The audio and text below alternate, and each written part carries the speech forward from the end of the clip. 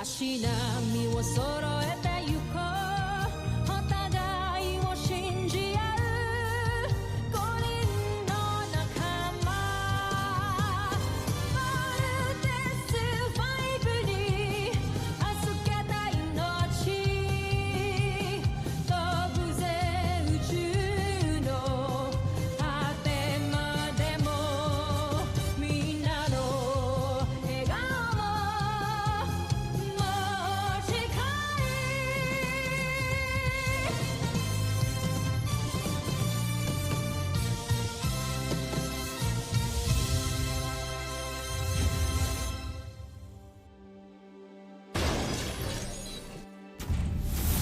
Nakaraan sa Voltes 5 Legacy.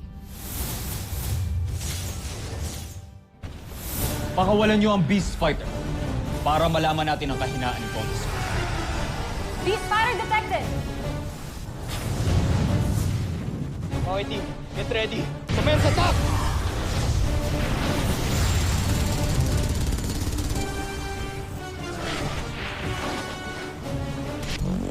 Terminate na natin tong insektong to. Let's vote! Ito na ang iniintay ko. Kitang-kita ang bawat imahe ng mga makina ni Voltes 5. Malaki ang matutulong nito sa ating pananaliksik. Ngayon, malalaman na natin ang sikreto ni Voltes 5.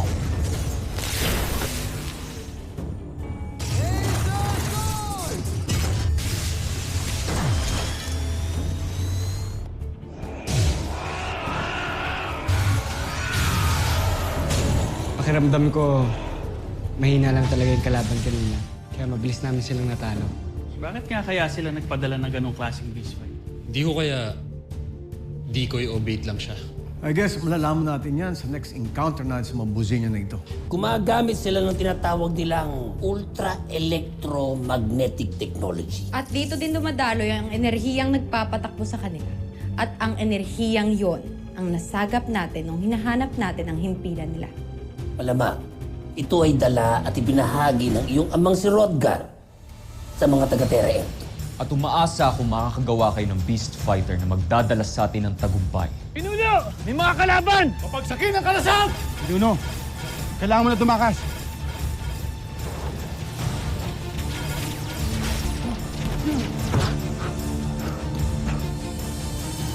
Hanapin nyo! Wow!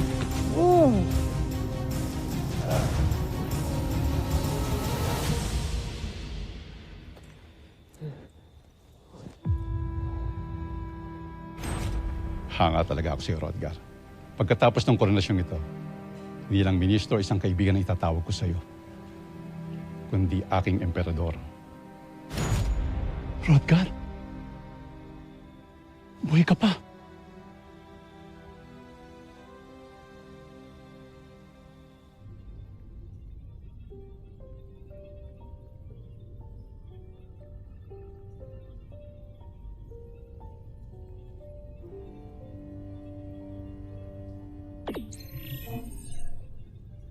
Tuloy!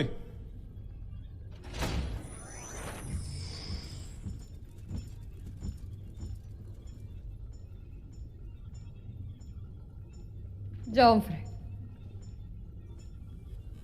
Prinsipe Santos, napag-aralan na namin ng husto ang Voltes 5. At ang tinatawag nilang ultra-electromagnetic technology.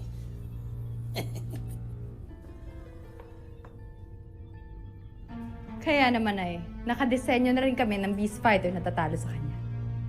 Pagmasdan ninyo.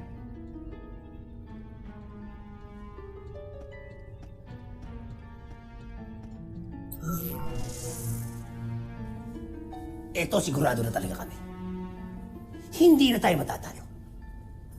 Dahil ang Beast Fighter na nilikha namin ay may puwersa at lakas na tutumbas kay Voltes 5. At ang enerhiya ng Beast Fighter na to ang kokontra sa pagbuo ng 5 sasakyan ng kanilang pangunahing sandata. At ang enerhiya ng Beast Fighter na to ang hihigop sa enerhiya ng 5 sasakyan at ang kanilang mga piloto. Ito na ang pinakahinihintay kong pagkakataon. Ngayon, alam na natin ang paraan kung paano pigilan ang pagbuo ng Voltes 5. Mapagtatagumpayan na natin ang ating misyon. Mahusay ang ginawa mo, General Zhu. Isa kang magaling na general.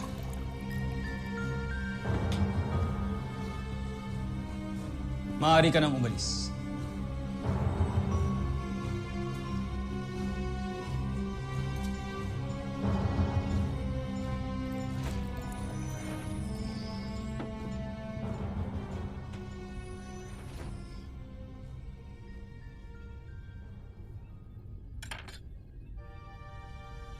Napakagandang punyal. Ngayon ko lamang ito nakita. Maaari ko bang malaman kung saan ito galing, Jongfer?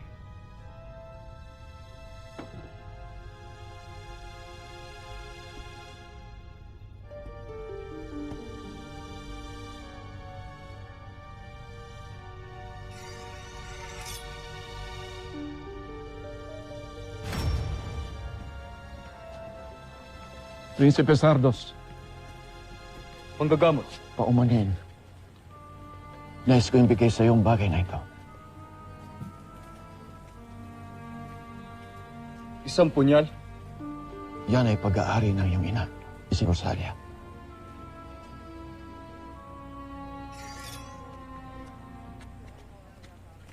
Sa aking ina. Nais niyang ihandog yan sa'yo nung isinilang ka. Tanggapin mo bilang simbolo ng pagmamahal ng iyong ina. Pati na rin ng iyong ama. Sinusumpa ko ang aking ama.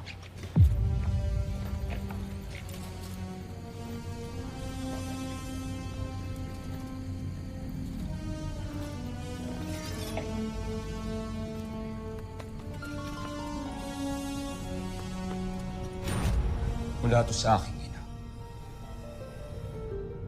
Ito ang kanyang huling alaala. Mula sa aking traitor na ama na si Hrothgar.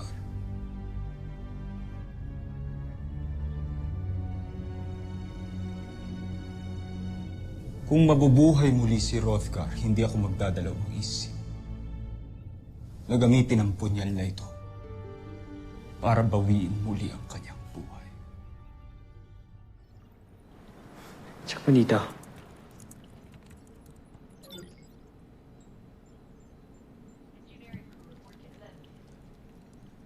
Wala ba talaga kayong nakitang pumatay kay Apable? Paulit-ulit na po namin tinignan lahat ng anggulo pero wala talaga kami nakita. Kasi naman yun, panigurado he knows his way around the campus eh. Hindi nyo naman may iwasan yung CCTV cameras kung hindi eh. Sino ba yun? Ganito, balitaan mo na lang ako kung merong development sa case ni Apable. Agad-agad, ha? Yes, sir. Yeah, good. Thank you, Steve. For what? For following up sa case ko. Alam ko naman na worried ka sa akin eh, so salamat sa concern. And to show my appreciation, treat kita sa dinner. Total, pupunta naman din ako sa town, nabibilin din ako, so tara.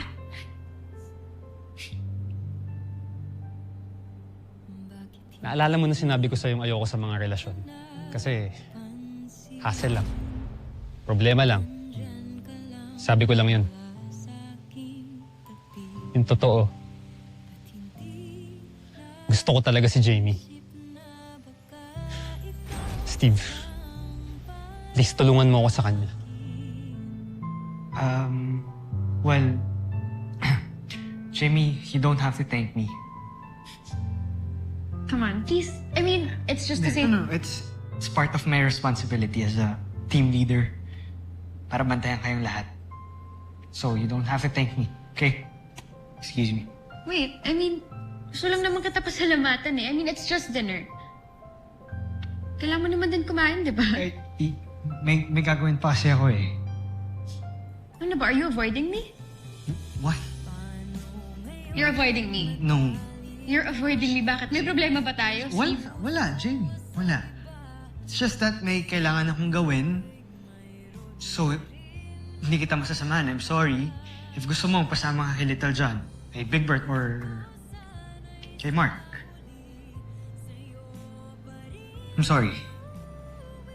Excuse me.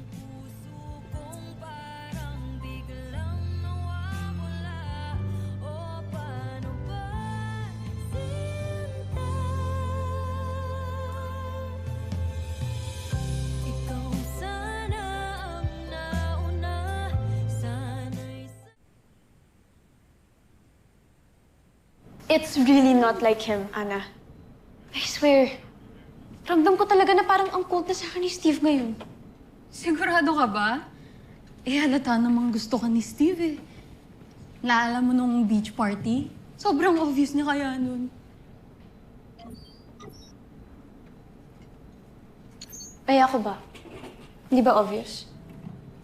Obvious? Saan? Gusto ko rin si Steve. Totoo ba? Totoo nga. Oo nga. I really do like him, pero feeling ko kasi parang friend lang yung tingin niya sa akin ngayon eh. So, gano'n na lang yon? Diyos ko, Jamie, alam mo naman yan. If you like him, di ba? Go get him. Go for gold. Follow your heart. Fight for love. Di ba? O ano, ilang cliche lines pa ba ang sasabihin ko para habulin mo si Steve? Kaya mo na yan. Ako bahala sa'yo. Hindi kaya na, oo.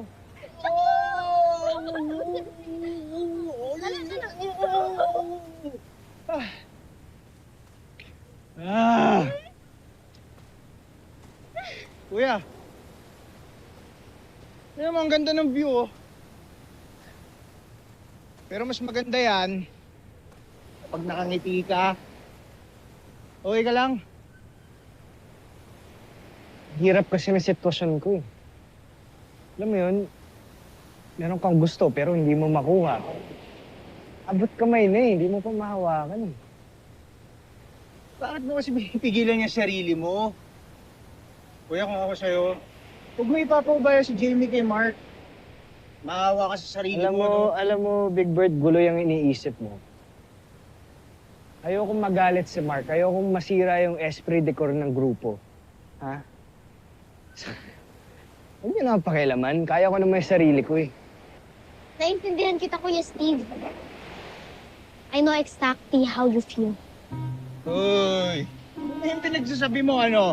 Bakit, ha? Nanchichicks ka na siguro, no, ha? Nanliligaw ka na ba? Hindi yun! I mean si Papa! Hindi ko na siya naalala ngayon kasi nga baby pa ako nung umalis ko. Hindi kagaya ni Mama.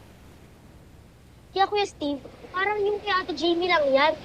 Hindi ko nga nasabi kay Papa kung gaano ko siya kamahal. Ah, yun naman pala yun, no? Yun naman pala yun. Imalas mo talaga, eh, no? Ha? Big Bert, huwag mo nang asarin. Naasar mo to, eh. Ikaw naman, Little John. Bakit? Tingin mo ba hindi alam ni Papa na mahal mo siya? Siyempre, alam niya yun. And ikaw, mahal na mahal ka rin ni Papa, ha? Lagi matatandaan yan, ha? Ha? Siyempre, pogi ka. Mana ka kay Papa. Tayong dalawa. Di ba? Pogi tayong dalawa. Di ba? Huwag ka na. Kasi mahilig ka mang asar. Kasi kung di ka mahal ni Papa, di ka magmamana kay Papa. Pogi tayo. Pogi na rin ako. I love you. Love you.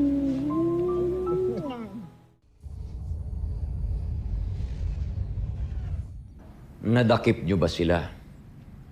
Nasaan ang pinuno ng mga rebelde?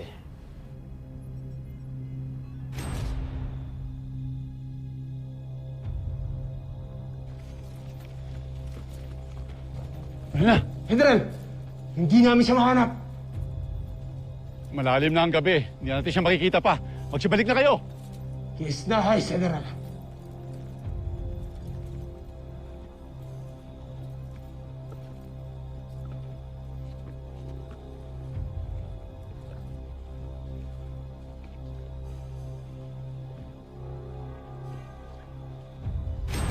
Anong klaseng general ka, Watson? Bakit niyo hinayaang makatakas ang mga rebelde? Patawad ka, mahalan. Malakas at mabilis sila kaya kami natakasan. Huwag ka nang magpaliwanag. Hilon! Holox! Parusahan niyo yung walang kwentang general na yan.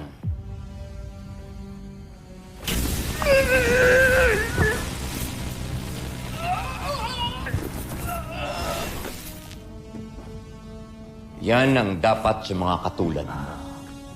Omsak. Ilayo niyo yan sa akin.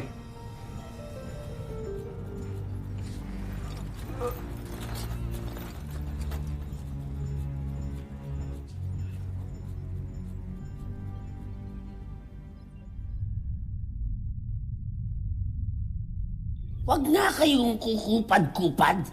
Di ba kanina ko pa sinasabi sa inyo na ayusin nyo na yan? Sige na! Bilisan nyo! Ayusin nyo na! Bagal ang mga to. Umsak! Joffrey.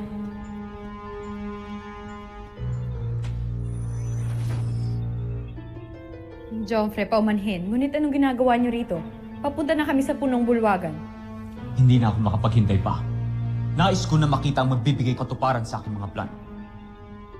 Eto na! Sinamasuka!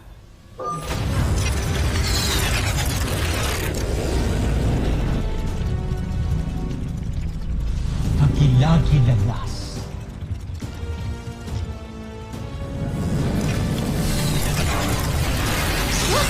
Joffrey!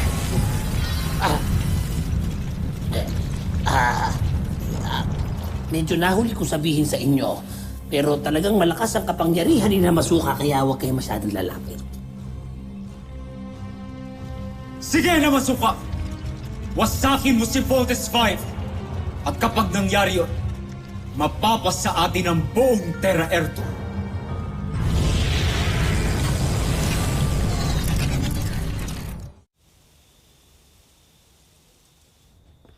Mark, Steve, nasan ka? Nandito ako sa city. Bakit? Ayun, tamang-tama. May favor ako sa'yo. Para kay Jamie. Kim, ano yan?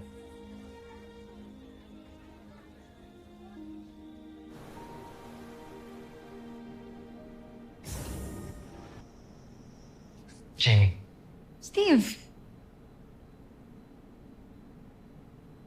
Para sa akin ba to?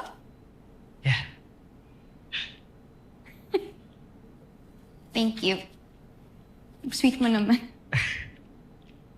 Hindi galing sa akin yan. It's from Mark. Pinabili niya sa akin para ipabigay sa'yo.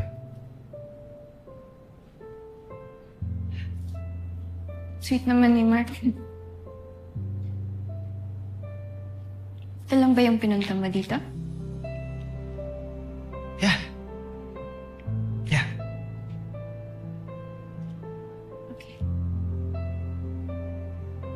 Good night. Good night.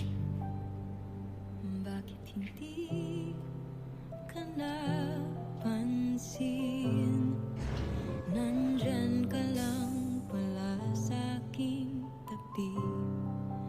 Ba't hindi naisip na baka ikaw na ang para sa akin? Kala kaibigan lang, pero parang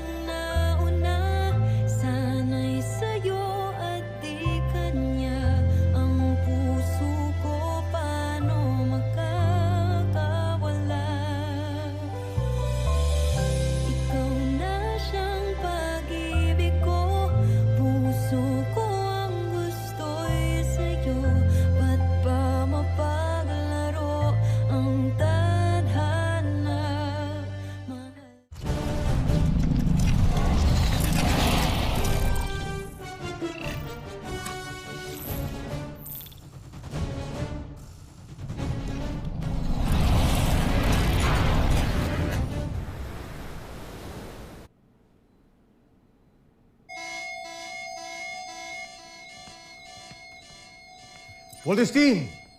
Suit up!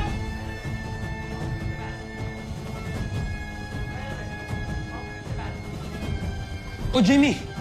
Si Steve.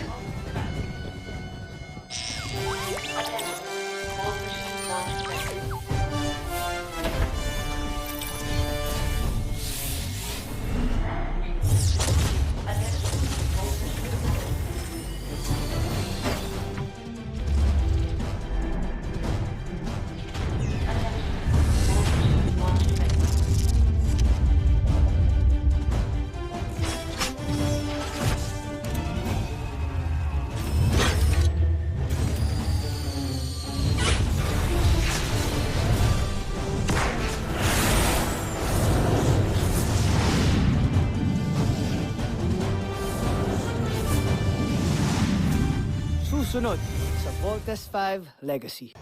Beast Fighter, dead ahead. Kakaiba naman yung form ng Beast Fighter na to. Hito yan eh! Nagugutom tuloy ako! Lagi ka namang gutom, kuya. Team, full spread attack. Ito na ang pinakahinihintay nating sandali. Zul! Ngayon na! Masusunod, Prinsipe Sardos. Richard, bakit hindi makapag-volte ng team? Na-compromise na ang electromagnetic force. Ano nangyari?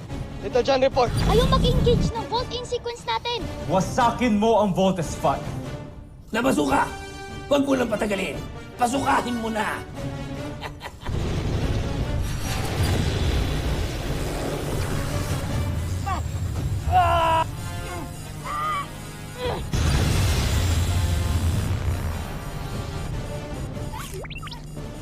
Natalo ko rin sila. Panalo ang impensyon mo, Zul.